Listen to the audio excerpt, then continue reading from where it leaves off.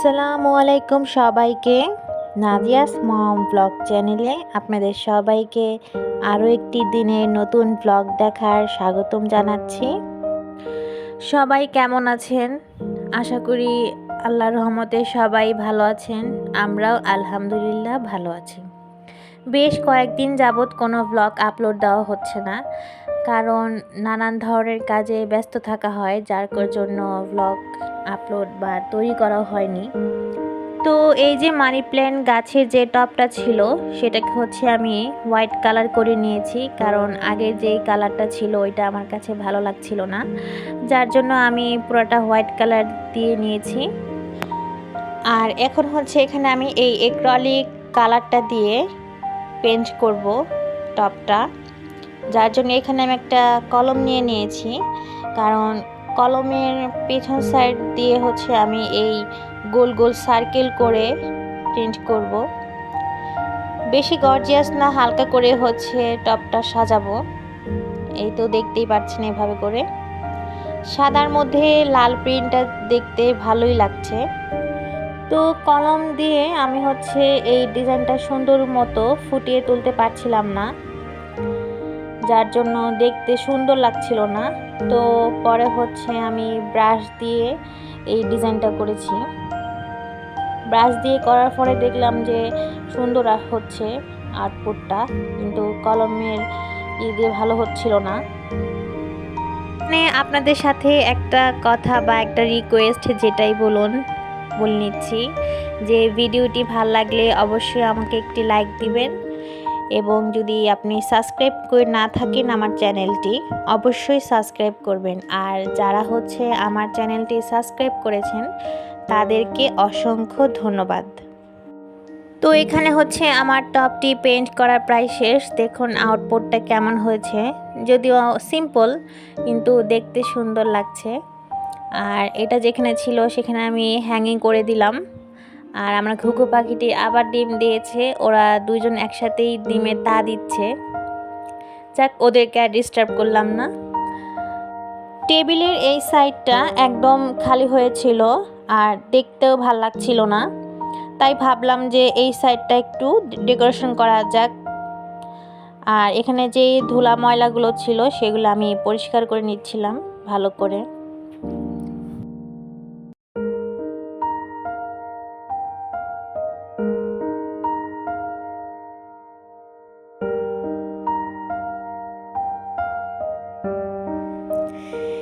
এই ফুলের তোড়াটা, এই ফুলগুলোতেও দেখলাম ভালোই ধুলা জমেছে, যেহেতু অনেক দিন ধরেই এগুলো পরিষ্কার করা হয় না।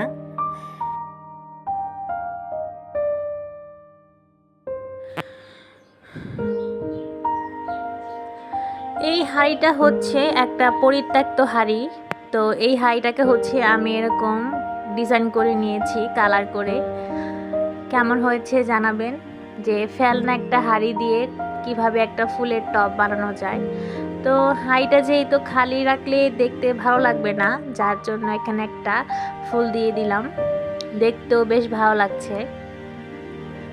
এই খেলনাটার পা না যেয়ে ভেঙে ফেলেছে, তো ভাবলাম এটা দিয়েও একটা ডেকোরেশন করে রাখা যাক। এটার সামনে একটা মুরগি দিয়েছি, যেন ওইটার পাটা ভাঙা অংশটা দেখা না যায়, এই আর কি। তো আপনারা জানাবেন যে এই ডেকোরেশনটা কেমন হয়েছে। আমি জাস্ট আমার মেয়ের খেলনা দিয়ে এই জায়গাটা সাজিয়েছি।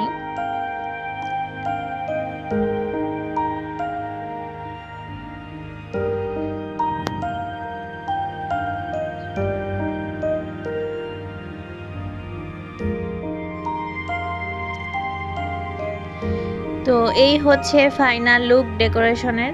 অবশ্যই জানাবেন কমেন্ট করে কেমন হয়েছে।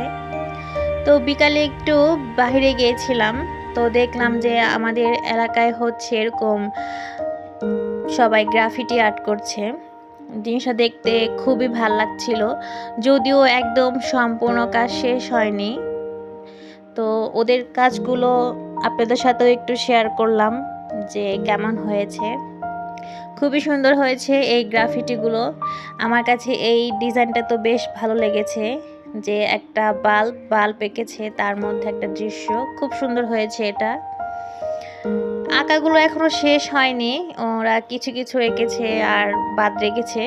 তবে ইনশাল্লাহ সম্পূর্ণ আঁকা শেষ হয়ে গেলে আপনাদের সাথে শেয়ার করব যে কেমন লাগে দেখতে।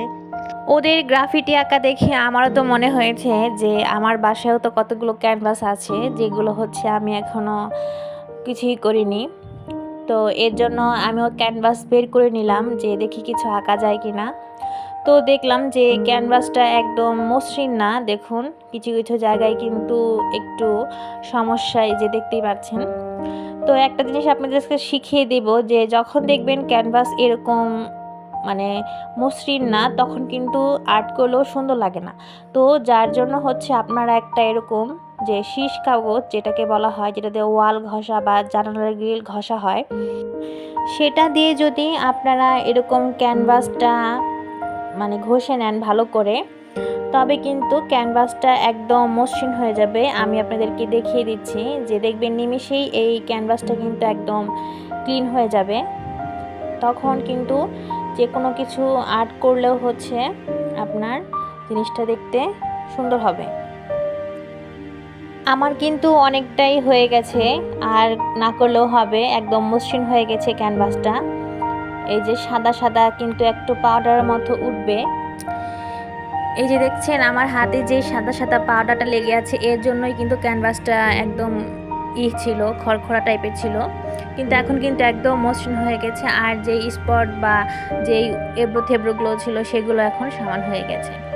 তো আজকে আর কোনো ক্যানভাস আর্ট আপনাদের সাথে শেয়ার করছি না। সবাই ভালো থাকবেন, সুস্থ থাকবেন, আমাদের জন্য দোয়া করবেন। আসসালামু আলাইকুম, আল্লাহ হাফেজ।